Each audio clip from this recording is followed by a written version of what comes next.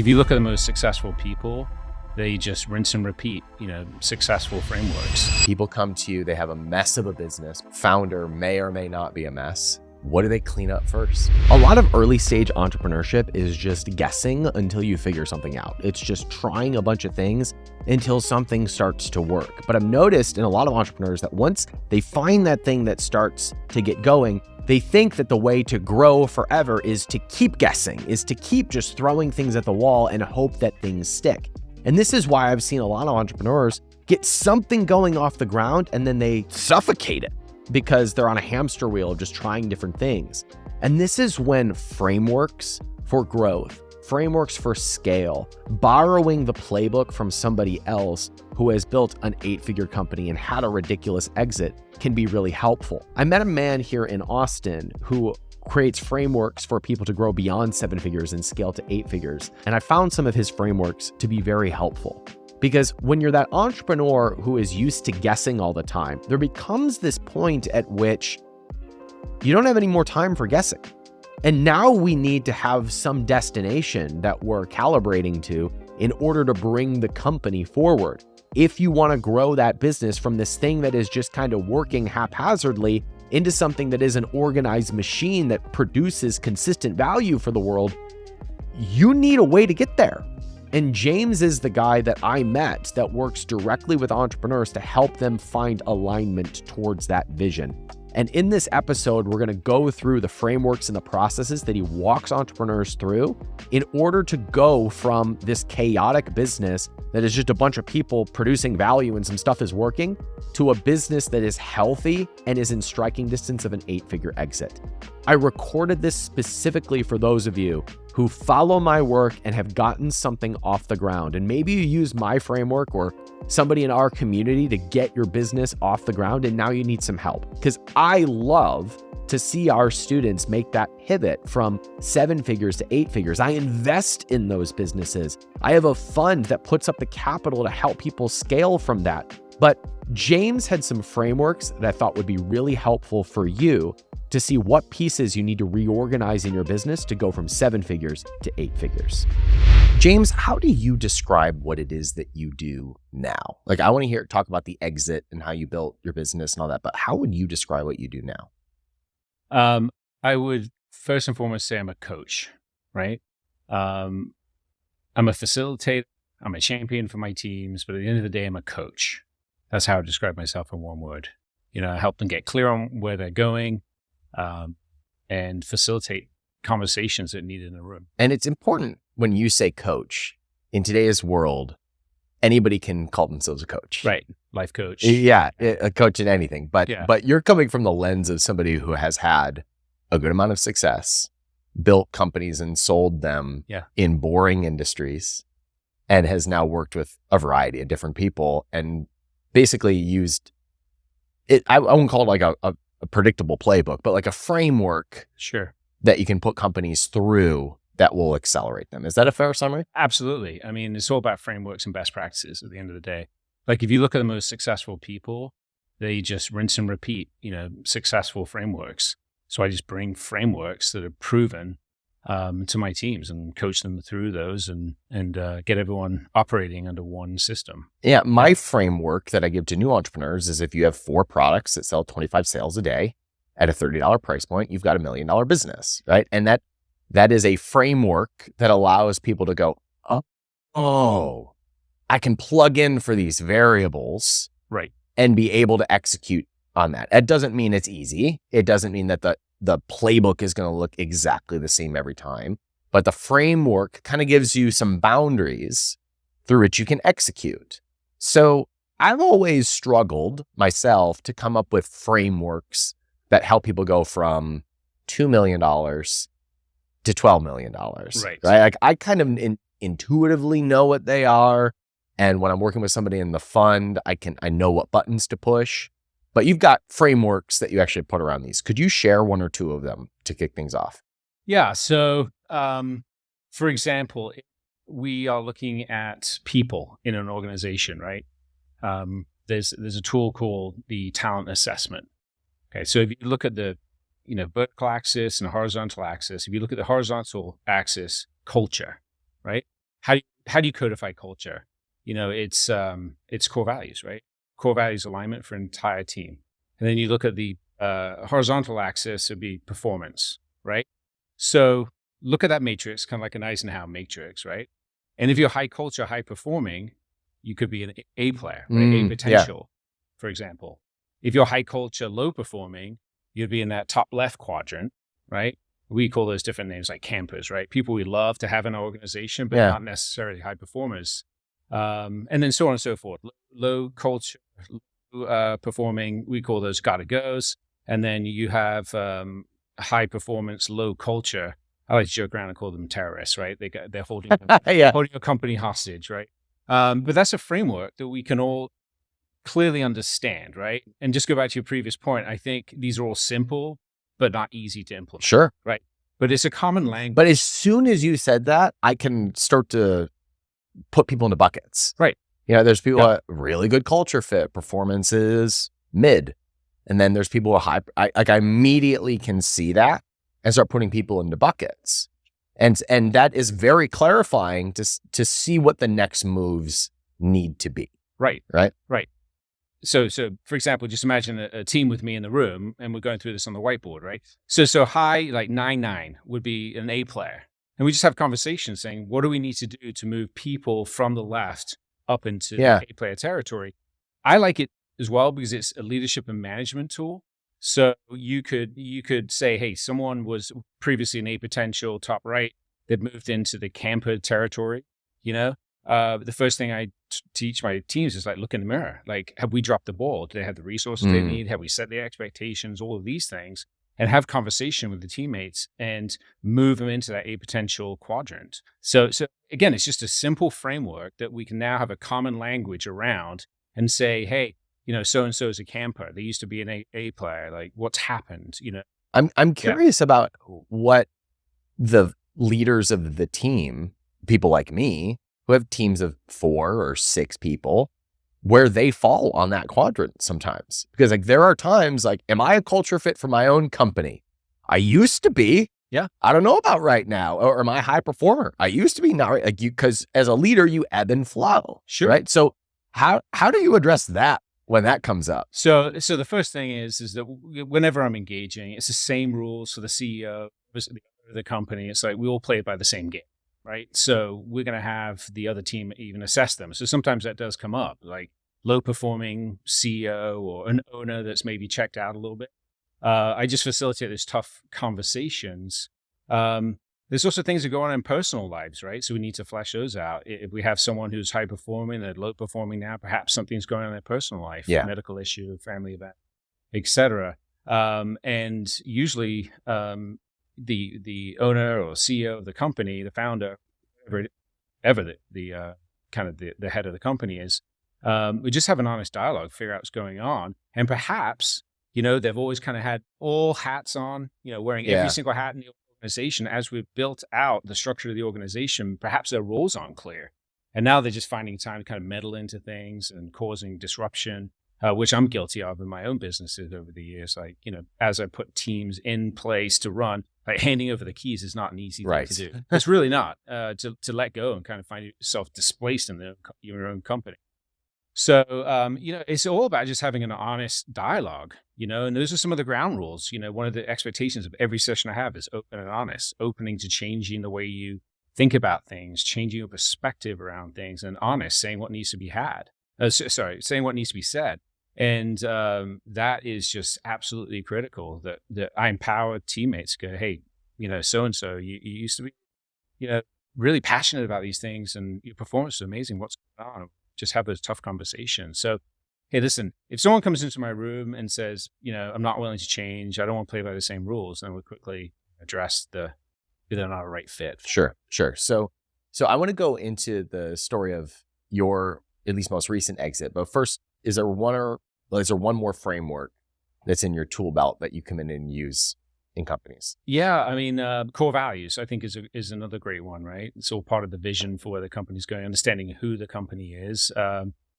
Core values are the non-negotiables, like expected behaviors. There's a great book out there, Core Value Equation, that my friend Darius wrote.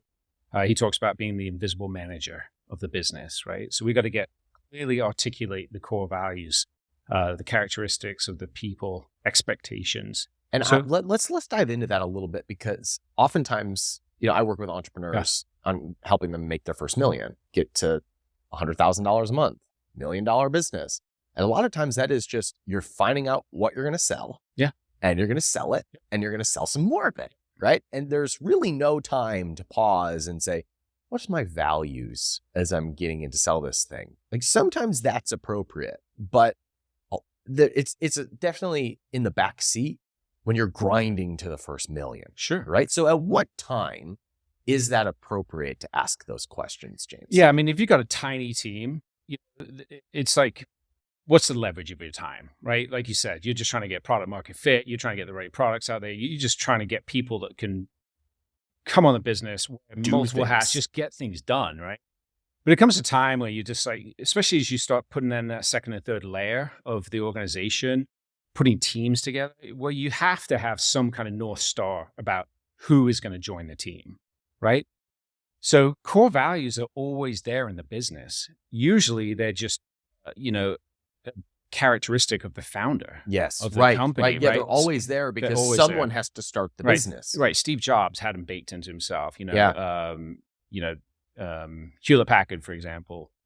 Customer service. These were all things that were just baked into the founder early on.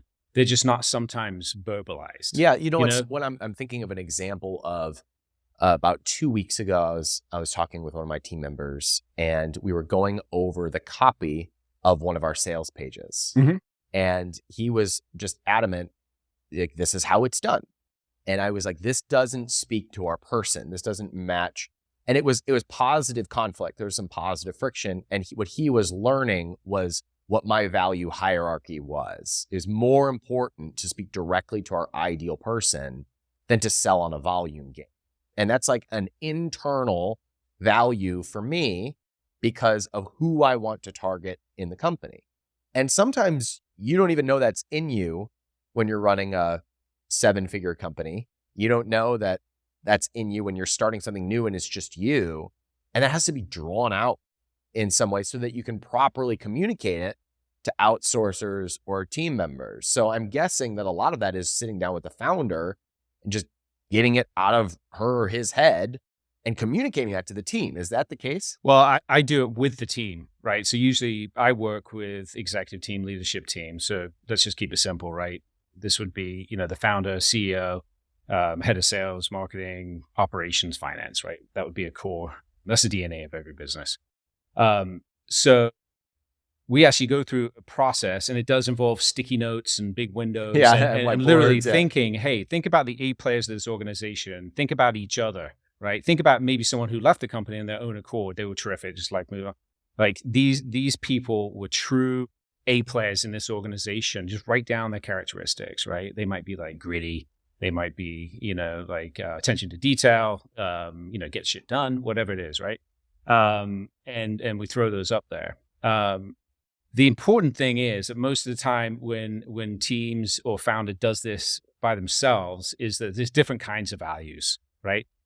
You have what's called aspirational values. These are values that we're aspiring to become. We have accidental values, right? They just happen to be who we are right now. So there's a case study of an agency in California, and I use this when I teach my teams out in California, and they're kind of this young, trendy, like they all wear black, kind of cool agency. And they literally have one of their core values, like cool and hip, Okay. But the problem was, as they were scaling, they were like, there are some great people out there who have more experience. Hey, perhaps married folks like myself, older, more seasoned leaders who could help them get to the next level. And they quickly identified, they're like, hey, that was an accidental value. It's just us in a moment of time, but it really has nothing to do with who we are and what we're trying to achieve. Like really just the non-negotiables, the culture, the characteristics that we never violate from. And they ended up changing them and actually scaled the business because they realized they needed such wisdom. So those are accidental values. And the other ones, they're called like permission to play values. So they're just like, you see this a lot, integrity or honest Or, I always joke around like an accounting firm that says good with numbers. That's not really a value of like a core value, So it is a bit of a deep dive. We go in. I have clients all the time who come to me and they're like, oh, we got them baked in. We just made new t-shirts. We got stuff on the walls. They're great. I take one look at them. I know they're not. And then I ask them to go through the process with me. And 99% of the time, something's tweaked or completely changed. That really makes all the difference, because just going back to the framework, once we have these core values, remember I talked about the talent assessment, the verticals, the vertical axis there, that's how we can codify the culture. So it's really important. How can we start benchmarking talent against the wrong core values? And this is where a lot of companies go really wrong. So these are all pieces of a puzzle, right? That have to come together to make this whole system work. Now you just quickly breezed over what you call the DNA of a company. Mm-hmm. You had finance, had a sales, CEO. Could you clean that up a little bit? How did you define the DNA of it? Yeah. So every business at its core starts off with the same functions of the business, right? So let's put the founder aside for a second. We have sales and marketing. Sometimes that's separated, right? And then we have operations, and then we have finance or admin. Those are really the three buckets, right? Now whether we, bifurcate sales and marketing or, admin away from finance, and that just depends on the structure of the company, but that is the DNA. And if you think about it, especially if you go from left to right, and I actually write, if those are bifurcated, like marketing to the left, sales, operation, finance, because it's a flow of the business at the end of the day, right? Marketing drives leads to sales, sales closes, hands off to operations, and then finance collects the money. So that's the core DNA, and that's the place where I start with my clients, because it never deviates from that. Yeah, I actually want to go into that a little bit deeper, because I've kind of discovered this accidentally, right? When you are running a company and you're profitable and you're growing, I've gone through periods where like we think we do the right things and then it breaks and you got to trim back down. Mm-hmm. And it's often because we're getting away from those buckets, right? Or we're putting like a director in place before we have 3A players that are the head of those 3 buckets, right? So, for example, I've struggled with this in sales and marketing because I'm fairly good at sales and marketing. So hiring an A player to like anchor that to get me out of that part of the business is a bit of a struggle. So when you have a founder that is really the starting point of a business, because it always is, somebody who can wear multiple hats and build something to $1 million business, then bringing in the people in those 3 roles is what's going to anchor the business so that it can grow. So I'm curious how you prioritize those hires when you've got a founder or a team of 2 or 4 that's lean and scrappy and has just gotten things done. What do you do to start bringing in those leaders of those buckets? Yeah, it's really tricky, especially on the revenue side, right? Like you have a founder, and typically founders and revenue aligned, right? And then you have operations, and usually aligns with a second in command, which we can come back and talk about. Like in some circles, they're called integrators, COOs, whatever you'd like to. And a lot of times, companies, founders, as they scale, become keenly aware that they're more visionary, and that's more revenue, like going out, brand, selling, all that. And so that's a whole thing that we can get into. But certainly replacing yourself in the sales function of the business is a tricky one, right? So I tell my teams, like, we have to create the revenue, right? We have to book the revenue. And until you can build out that team, I think it's the cart, putting the cart before the horse, getting a sales manager, right? You have to build out that sales team. That is the tricky part. Like, so usually it's the visionary, the CEO, actually sitting in that sales manager seat as a temporary basis in order to teach the teams, but then hiring to remove themselves out of that sales manager when the revenue, obviously profitability allows for that. And just to know that one of the cardinal sins is, making your best salesperson the sales manager. That's a no-go ever. I mean, for the most part, unless, what makes someone a great salesperson doesn't make them a great manager by any stretch. Yeah. So just keep that. I see that mistake all the time. This actually makes total sense I work with a lot of physical product brands. And so the founder gets good at one channel, for example, like Amazon.com, and they know all the buttons to push, and they know all the strategies that they need to execute in order to take something to 7 figures, but then getting themselves out of that role is really hard. And so they become very good Amazon brands, or they become very good Shopify brands, but they're never able to break out to that next level. They're never able to surpass low 7 figures because all their time and attention is what they're good at, which is clicking the right buttons on Amazon and knowing how to work the algorithm and how to optimize for this type of sale. And they're never able to get past that. And that's a hard but important thing to go through if you want to grow from 7 to 8. Mm-hmm. So is that kind of an example, a proper example of what you're describing about how visionary founder and sales often are aligned, but then you've got to fill in that bucket in order to kick the founder out and get him to go to the next stage of the vision? Yeah, I think it depends on what you're trying to achieve as the founder of the business, right? If you're, is the team all aligned about different channels, or you're going to go all in Amazon? If you're going to have to bring in experts at different channels at some point, if the founder is 100% Amazon expert with nothing else, then how's anyone else going to get trained unless you bring in someone who is a Shopify and that's expert. What you mean about putting that CEO in that marketing or sales role until they can systemize themselves or train other people under them. Yes. See. Yep. Yeah, I mean, someone has to have the system, right? You can't just tell a whole bunch of salespeople to go sell on different channels with no one's. Yeah. There's no strategy behind it. I know many people have tried. Yeah. I mean, it's an expensive mistake, right? So bringing in someone who's an expert, multi-channels, I think that's just the next step that you have to, hire above yourself. I mean, that's a big concept, right? Like my last company, everyone in my leadership team room knew more about the business, their specific function of the business than I ever would have. That was an adjustment for me. Because what got me here couldn't get me there. So let's talk about your last company. Yeah. Because you sold it in 2021. 21. Yeah. Okay. Yeah. And it was not sexy on paper. No. Right? It's not the one, no one's selling courses on how to get into this space. Sure. So would you share Maybe they should. It's a complicated business. Well, tell us a little bit about it. Yeah. So you and I were talking about, unsexy businesses and all these things, which I think many times are the sexiest businesses out there. Boring right? businesses are Boring awesome. business is the best, right? So I was in fire security. So we did the installation, test, and inspection and monitoring of fire suppression systems in commercial buildings. So think schools, think hospitals, high rises, all those things.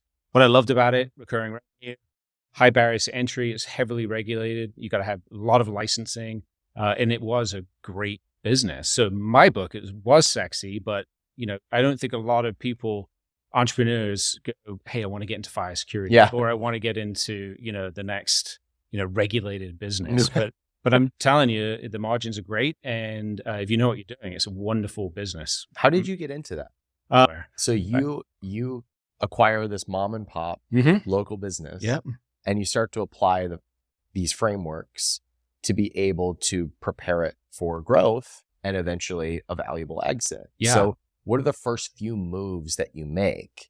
And for those listening, what I'm listening for as you're answering this question is, okay, you have a business that is doing okay.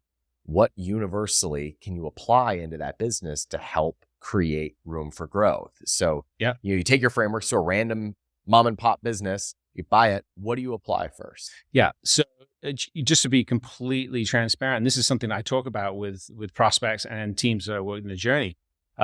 We never got a coach in the company, right? That was my mistake. I truly believe that had I hired someone like myself, another colleague of mine, to come into the business to implement these things properly, the sky's the limit, right? So that's really my story. I have colleagues who coach because they did the work that I teach now completely to a T. That's their story. Mine's the other way of saying, I can look you in the eye and say, hey, listen, I left money on the table. I made it harder than it should have been to grow the business because I didn't have, a playbook like I teach now. Yeah, it's the same thing with me when it comes to investing the money after Sure. the exit. Yeah. It's like, I made so many mistakes. Yeah. Please call me. I can save you millions of dollars of stupidity from my mistakes. And I wish I could go back and do it again. Right. But now I help people who are going through an exit process prepare for something like that.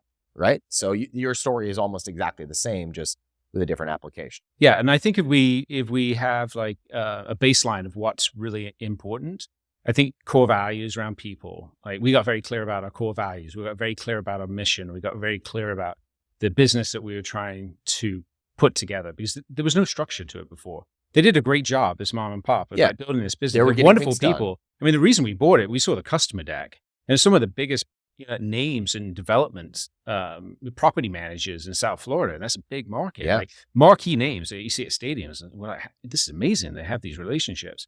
So that's why we found it so attractive.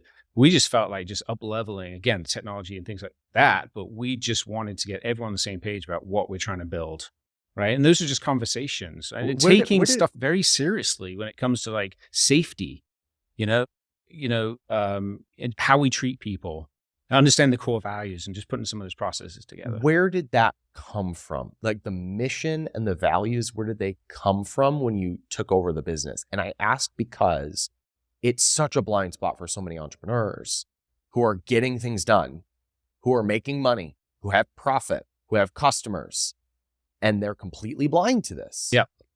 So where does it come? You not being in this business, coming in, taking it over, do you make up the core values? No, you don't make up the core values. Do you make up the mission? No. Where does it come from? No, so we did an acquisition again, right? So we had to get in there and really understand the business, right?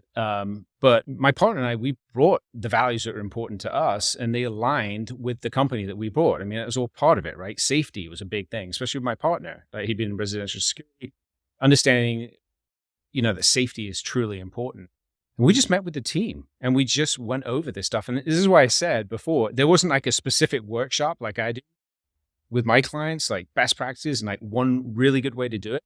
We kind of cobbled it together, and it took a while for them to kind of get baked into the company and change things, tweak them a little bit. But at the end of the day, I think we nailed them, and it really did help. And then we were just focused on growing the company, bringing in the right people to help us grow this thing. It was really, so I think having a good vision and good people side of things is really, really important. I think if you get that right, it's 85% of the way. You use the word vision, and it's one of the things in our incubator when somebody's doing $1.5 million, $2 million, sometimes it takes 2-3 months to unpack that vision and get it on paper and enroll the rest of the team into this vision so that everybody knows this is actually what we're building. Yeah. We're going in this direction. I like to say you can 3-step your way to $1 million. Step 1, get 4 products at 25 sales a day. Step 2, build an audience and a community that loves you and buys from you all over and over again. And then step 3, bring on a team that systemizes those operations. Like you can 3-step that process, right? Yeah. But 3-stepping your way to 10 million, a little bit more difficult, right? Because it's a little bit more creative, because somebody has to sit down and say, this is what I'm actually here to do. This is the game that I'm trying to play. And it's so unconscious when you're trying to just grind your way to a few $1 million or be free of your job or buy a business that looks good on paper. Yeah. So would you either tell me a story or walk me through the process of how you bring that vision to life and enroll people into it? Like Cameron Harold is a mutual friend of both of ours, and he has his processes for this. But you actually sit down in the room and help people with this. So walk me through what that looks like. Well, just to tell you what Cameron does, he calls it vivid vision, right? It's a similar thing called, 3-year picture, which is basically saying, what are we building here today?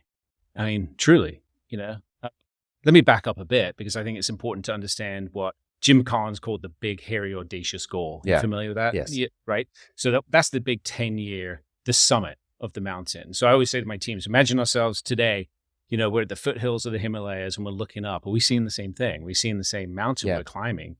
That's really, really important. So from there in the 10-year, then we can start working on the 3 years. Saying, we want to get there in 10 years. What are we going to do in the next 3 years? Again, it's just a conversation. And I let teams get very, very creative, right? We definitely work on things like revenue. And you'd be surprised at how many companies, I'm working with a company that's doing, 10 million in revenue. And sometimes I suspect they're not on the same page. They're just for fun, say, just write down a number. You think we're going to be in 3 years. And, I go around the room and it's like, 15 million, 25 million, 50 million. And usually the CEO visionary, is like $158 million or something, So you got to get on the same page about the size. Those are just different strategies, right? Acquisition or private equity backing is very different from organic growth. So get very clear on that and say, okay, what do we want this to feel like? Like, will we have multiple office locations? Some of this low-hanging fruit, like literally, what does it feel like when we walk into the office? What are the departments? What are our products? And really painting this picture. It takes several hours and go through it. And then I like to create just bullet points to tell us a story about where we're going. Like what does the culture feel? I mean, they go nuts in my room. Some of them get down to granular levels, which is really important. They'll be like, a ping pong table, and it might be just some blue collar manufacturing, but for them, that just instills a culture of fun, reflects who they are and what they want to build. So really have fun with this. And what are the awards we're winning? Are we winning Best Place to Work awards? And by the end, we have all these bullet points, and I actually have them sit around the table, shut their eyes and kind of sit there, take a deep breath. And I read them and paint that picture for them. And, 99% of the time they open up their eyes and that's amazing. I actually had one sales guy who like literally banged the table and said, now that's a vision I can sell, and I was like, that's amazing. Right. So I want to ask you, James, I've gone through similar exercises. Yeah. And there are times where I'm like, I don't know. I don't know. Yeah. I don't see it. It's just I have a gap here. Yep. And I can put it on paper and I can tell you the numbers of it and I can tell like what I want, but it's like it feels empty. Were you doing that by yourself, or do you have someone helping? It's by myself. Yeah. So, highly, highly suggest that you get someone to be a sounding board for you, right? Like ask those questions. There's 5 whys. Why is this important? Why is this important? Help be very clear. It's impossible most of the time to write this stuff by yourself. Yeah, as you say that, I'm thinking about this is pretty personal, but I'll go here. So, I have a supplement company called Sheer Strength. We sell supplements on the internet, right? And someone asked me the question, "What's the why that makes you cry?"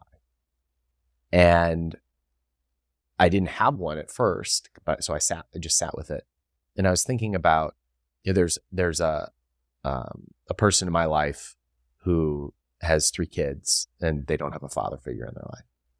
And one of the kids in particular, I've just kind of taken a liking to, like a little bit of a mentor. He's 9 years old. And I just I get super emotional whenever I think about this kid and how I just feel this desire to fill this gap however I can. Right? I can never replace the loss of his dad. But I can be a surrogate uncle. And all of a sudden, the feeling of what I really want to do in my supplement company just pops off the page at me, where it's like, I want to empower dads and men to be able to close the gap that we have from fatherless homes.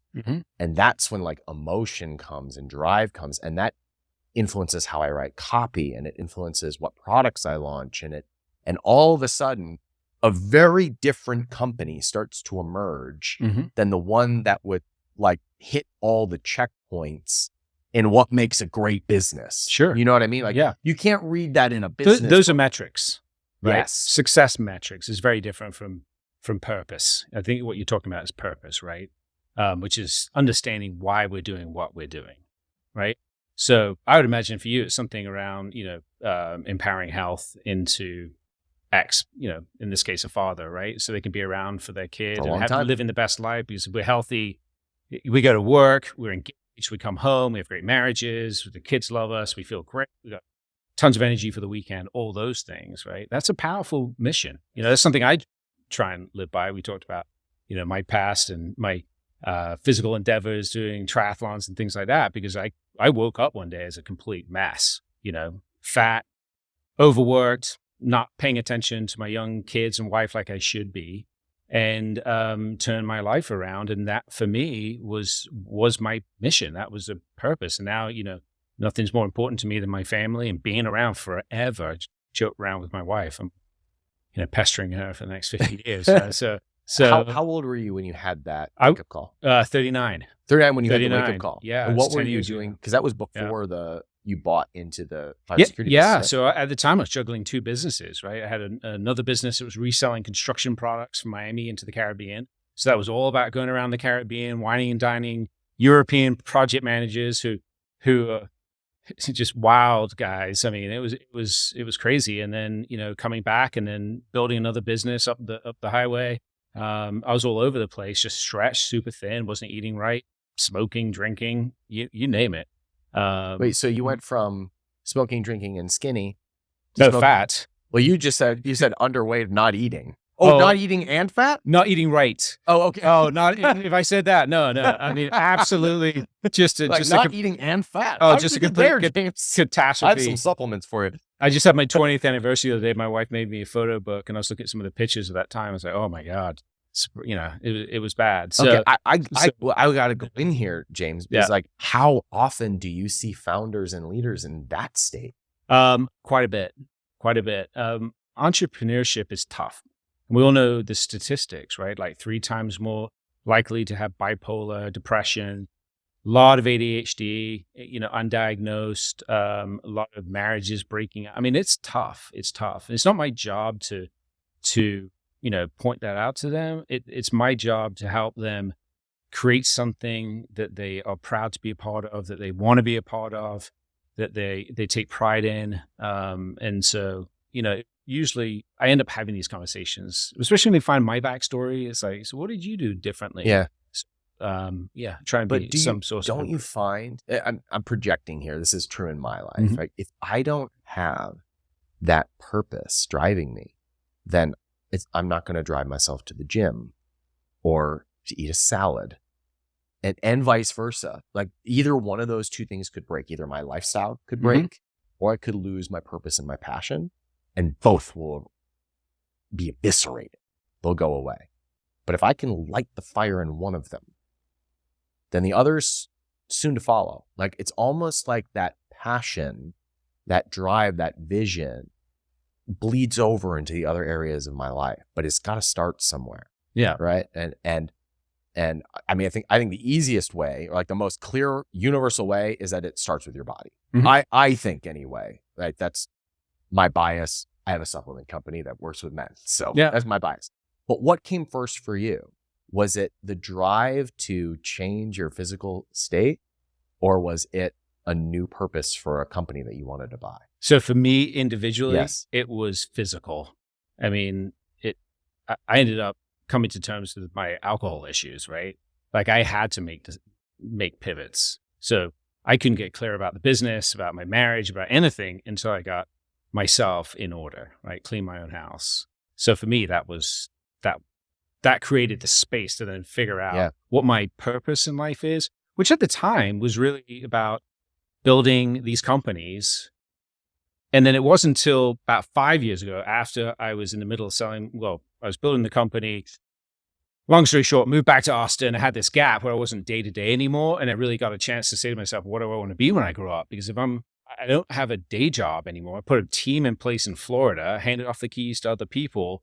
Now's a really good time for me to say, what do I want to do with the rest of my life, like in a 20-year horizon?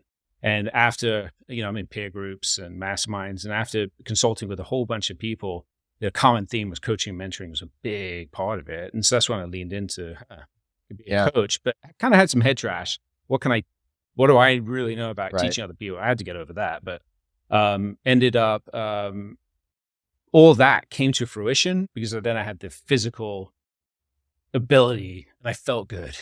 I was proud of myself for doing some crazy physical endeavors, walking across the Grand Canyon and back, doing Ironman, all this stuff that 10 years prior would have been impossible. Impossible. And I used to heavy breathe going up steps, So you cleaned up the physical side of things first. Yeah. And then you had the energy to then go execute in business. That's my story. And Yes. then as you executed in business, that created up freedom for there to be purpose, Yes. for the next chapter to emerge. Yes. Do you see a similar trajectory with the people that you work with? People come to you, they have a mess of a business, but it's 7-figure revenue. Founder may or may not be a mess. What do they clean up first? It's so individual. I mean, I hate to Tell give me you. a story. I hate to give you a macro answer. I get it. You know, Tell me a because story. if I have a let's call him CEO just for the sense of Yeah. easy word, right? Someone who owns a company, running the company day to day, and their life's a bit of a mess. There's so many different pieces that, if fixed, would result in everything else being better, right? So if someone's like, oh, I can 16-hour days and all this stuff, I can't hire the right people. It's like, oh my gosh, what's going on here? This is madness. I mean, that's unsustainable. So let's fix the people side of your business. Like, let's bring in, because just to go back to the tools, like sometimes I'll actually create the org chart, like on the whiteboard, right? I'll tell the whole team, the CEO, I said, none of us work here, right? Let's just think about, let's get very clear on what the roles are, the structures of the company, no people, right? And we come up with this beautiful chart.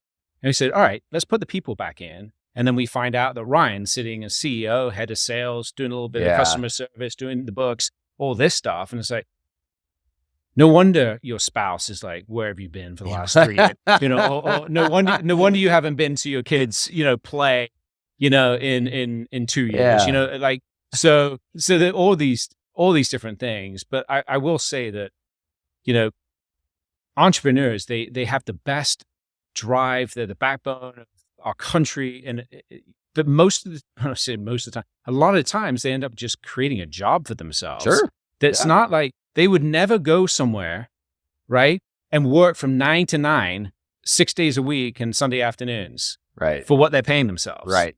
right, For less than they're for less if they were for working with all that risk. I mean, if you looked at it on paper, they're smart people. If you looked at it on paper, they'd be like, I'm not signing up for this, So it's no wonder. So if we can just fix some of the low hanging fruit, which oftentimes is around people and lack of vision for the business, if we can get that done, getting a second in command, a partner on board, that's a huge one. Entrepreneurs, they build something and they're running it day to day, and they should not be doing that. They should not be doing that. That's not their wheelhouse. They do not wake up every day and say, yes, today I get to run some meetings. Today I get to update the spreadsheets. They don't. So what we're actually building that structure, to go back to that for a second, forget we work here, right? Let's bifurcate that. The vision piece of the business, the culture, the brand, the big relationships, investors, all this stuff, that's kind of in the visionary bucket. And then who's going to run the thing day to day? That's where you get bifurcated into the CEO and COO role. And sometimes they'll be sitting in both of them, which is fine. But if they really want to scale, they should probably bring in someone who, again, wakes up every day and says, man, I can't wait to, hit the budget this month. Yeah. And it sort out all these little problems, that drive entrepreneurs nuts. And we think there's nobody in the world who would actually find that exciting. Oh, I can tell you. And there are. Oh my gosh. There are. And it's a lifesaver for companies. I think, there's some rough kind of back of napkin numbers. There's like 10 visionaries for every, CEO, integrator or second in command. Is that true? Or is that? I don't, it's because that's my perception, but my experience says otherwise, that there are a lot of people who'd be very happy running an exciting company and like being the person that sets me free to go set another vision. Right. And I think those people are hard to come by. One, because they're not on the street. Right. Exactly. They should be true partners in the business. Like, you want to have some kind of incentive. Say, hey, if you're going to be showing up every day, I'm going to be doing my kind of visionary stuff and running around, putting the keys into their hands. They should have an upside, but just a different wiring. They're not out beating the streets. Yeah. I did a keynote for Cameron Harrell's mastermind, his group.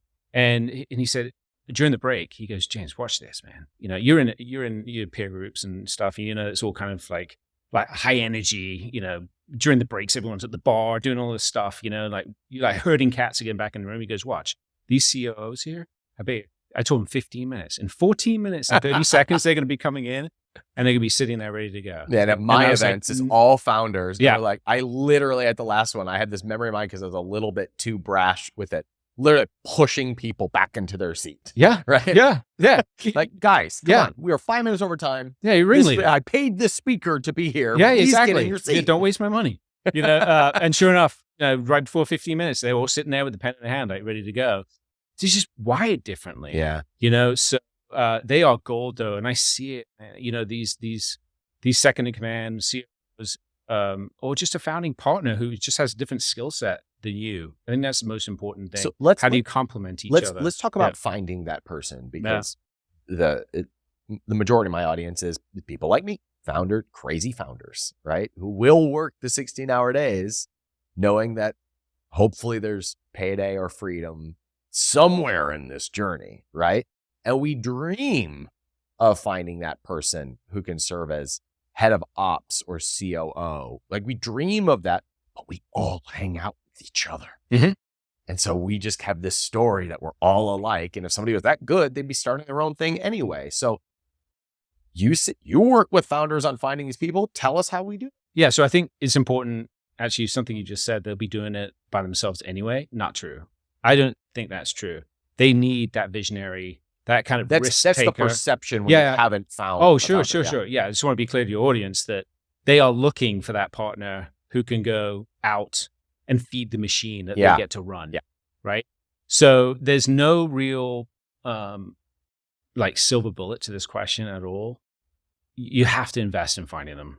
I mean, whether you're paying a recruiting agency, getting help, I find the biggest lever on top of that is to have a clear vision for the business. I just had a client up in Maryland go through this. They're a dumpster company, right? Talk about unsexy, but it's super sexy once you're inside because you see the culture.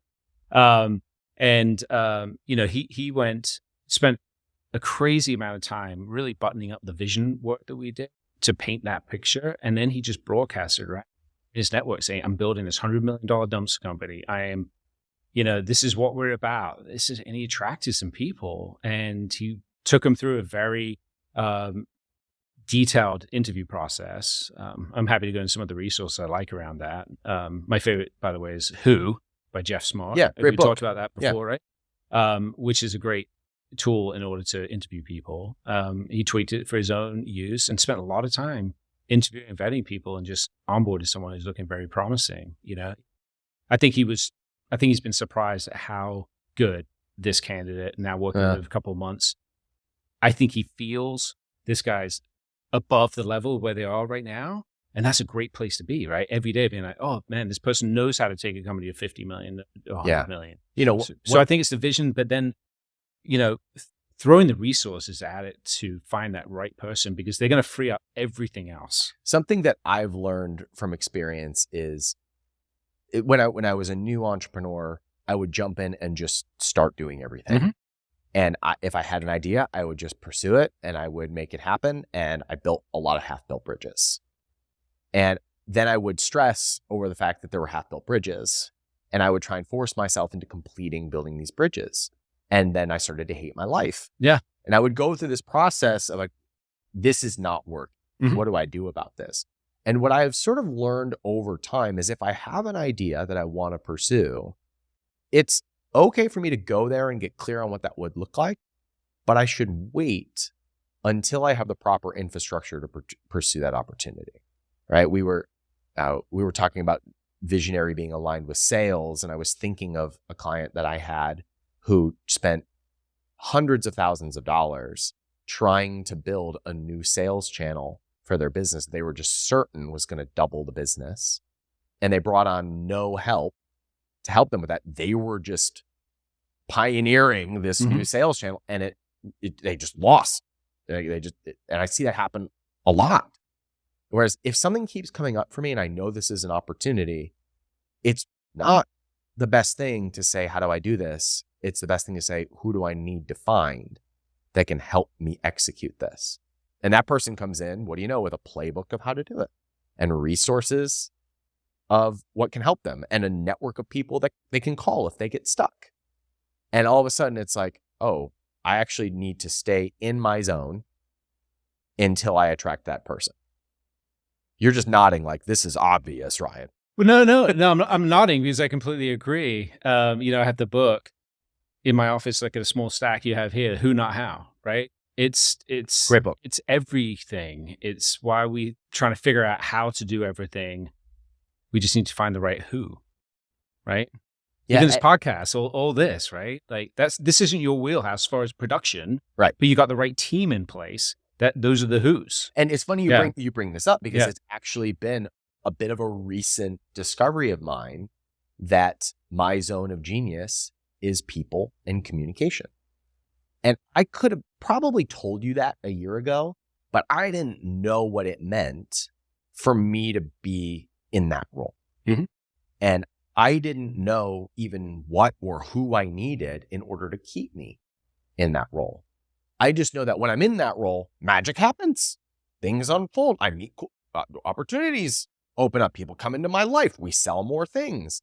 And I perceive that as like, oh, there's messiness I need to clean up now. And then I get out of my zone of genius. Mm-hmm.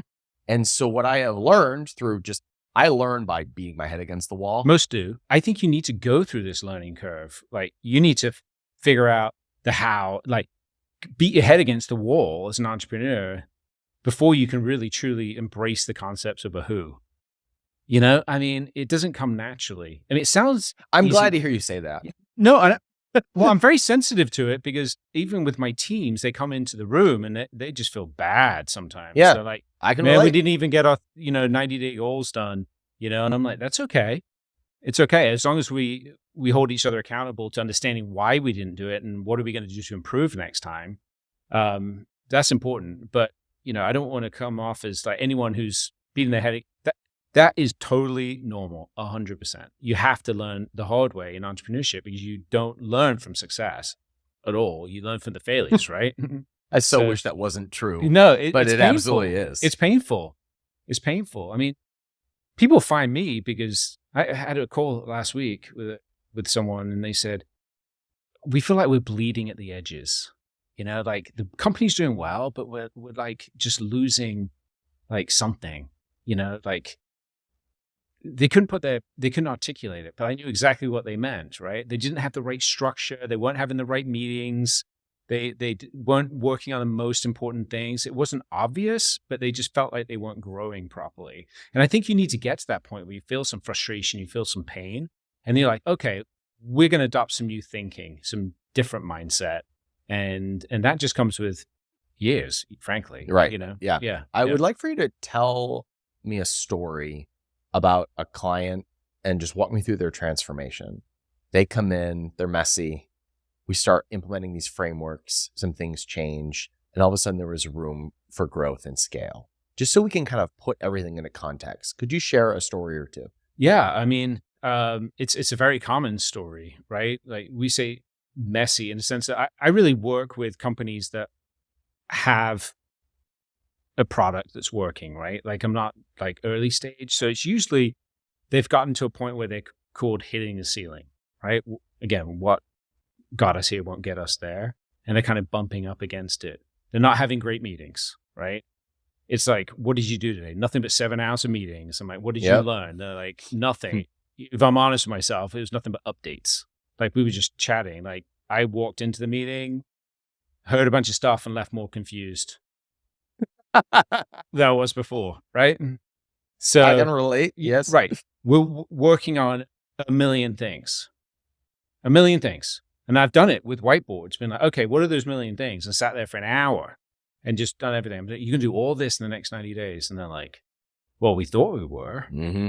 I'm like, how about we pick 7 and do those and see how we feel next quarter? Because if we did 7 things continuously over the next 2 years, every quarter, would that not be successful? Yeah, that'd be progress. Right.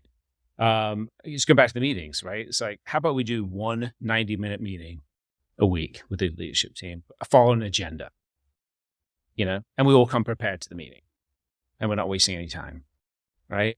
How about we, get very clear on who should be working at this company and who shouldn't. I have honest conversations. Like we love Sally. She's wonderful. She's been here forever. But let's be honest, is she really contributing?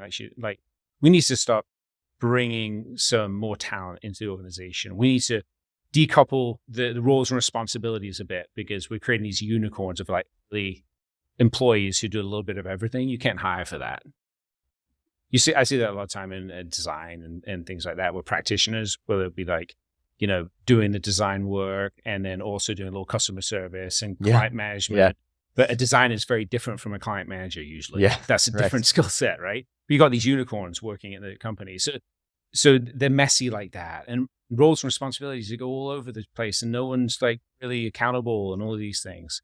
So that is a very common kind of description for the teams that I work with. And it's amazing to me of just having a structure of a meeting, these low hanging fruit, or saying, what are the 7 things that we can get done this quarter as a company that make it felt like we won the quarter? Mm-hmm. And then everybody in the entire organization working, I call it rowing together, right? I actually have this great photo. I'll send it to you. It's like a collegiate rowing team, and the image has one person reversed, and it's a great visual of what it's like to have not the entire team moving in the same direction. I mean, that's a lot of friction, right? And you can imagine that exponentially, people run the wrong direction exponentially of an organization is just a complete mess. So tell me a story about a client that came in that way and then had a transformation on the other side. Have an agency who was doing well, right? They were in a couple of channels in the advertising world, did not have the right team at all, right? And she's actually the founder of this team is one of my favorite clients now because of this one move she made.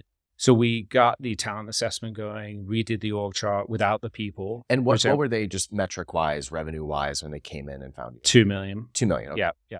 And ended up going through the kind of the people side of the workshop that we had, got very clear on the org chart. And it was very apparent that someone should not be working at the company, right?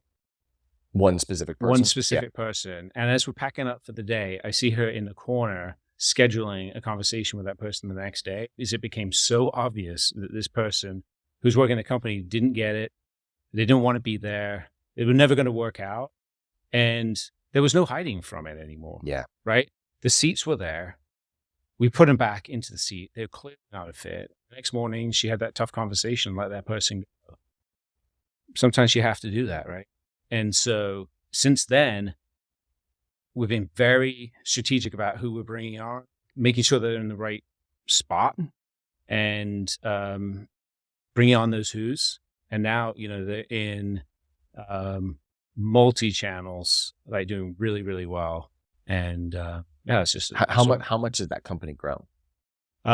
It's doubled the last couple of years. That's great. Yeah, good for them. We've talked this entire conversation about who, which actually wasn't what I expected, or what I think a lot of people expect when they think about frameworks to go from 7 to 8. But I remember the first event I ever did, I asked Gary Vaynerchuk to talk about going from 1 million to 100 million, because he had done that over the last few years. And he said, if you want to go from 1 million to 100 million, it's about people. There's no hack. There's no algorithm. It is all about people. And the first thing that I hear people say when they have that realization is to say, I can't afford good people. Yeah. So how do you walk people through starting to make those investments where getting a good person is going to be a check that they're not used to writing? So how do you walk people through that? How do you frame that or change how they see that? I don't think you can get away from it. I think Gary's spot on. Part of my job is to manage human energy in a room, right? A company is reflective of that energy. It is people, people, people. I referenced it earlier on. If you get the vision right, you clearly understand who the business is, right? The things like core values, the mission, like where it's going, and you get the people right, that's 85% of the heavy lifting. You have to have the destination. You have to understand what we're building here. Then you have to have the right people to come in and actually build it. I mean, it's just, there's no way around it. Unless you're in some niche automation business where you can just scale infinitely with automation. If you're building something where you have to have people in seats, I would argue not securing the money, the funds in order to hire the best people is such a bottleneck that it's going to limit your growth. I mean, sometimes you have to just invest in people, and they may be more expensive. Now, do you want to save a few bucks, or would you put it this way? If I put someone in front of you and I said, and this person is an A player, they will help you get to that next level, how much more above market would you pay for that guaranteed success? A lot. Yeah. Probably, right? Double. 50, double. So that goes to say, once you find the right who, man, the world's just a lot easier. And it also fixed a lot of those problems we were talking about before about, not seeing the kids on the, being stressed out working 6 nowadays. Now you got the right people where you don't even have to think about what they're doing. You just trust they're getting it done. That's right. That's an awesome feeling to have. And A players recruit A players. The worst thing you can do is build a company of like A players. You're always going to have A's and B's and all that, but like have C and D players, people who should not be working at the company. If you don't remedy that, you are basically messaging to the entire organization that you can talk about this, culture and this great vision and stuff, but you really don't live that, and they'll leave. A players leave all the time because of those things. So, surround yourself with people. If you have the ability to pay them well, handsomely, profit share, whatever it is. James, there were 2 things that reframed this for me. And one of them was realizing how much I was worth if I was in my zone of genius, and how miserable of a leader, team member, boss, employee I am if I'm doing things that I'm just not good at doing. Yeah. Right. And so the ROI on me being right in my zone is really high. Yeah. And so that investment in somebody else that keeps me there, that pays for itself. The other thing that somebody said to me was, people are financed. You have somebody who has a $100,000 a year salary. It's not like you're writing them a check for $100,000. No. The downside is they don't work out in 6 months, and that sucks, but you're not paying for them up front. Yeah. They're financed. Yeah. You have to look at the ROI, right? And like you said, it really is a monthly payment plan. Right. At the end of the day, right? You have to understand that if you bring in somebody so in your case, for example, we call this like a unique ability, right? That's another Dan Sullivan thing. It's like, what are the 1 to 3 things that you bring that no one else can bring? Things that you're great at, you love doing. Yeah, and for me, that's meeting amazing people, like networking. Yep. Creating content. Yep. Or creating, communicating. Yep. And coming up with ideas. Yeah, you shouldn't be doing anything else besides that, right? And so you build a team around you to do that.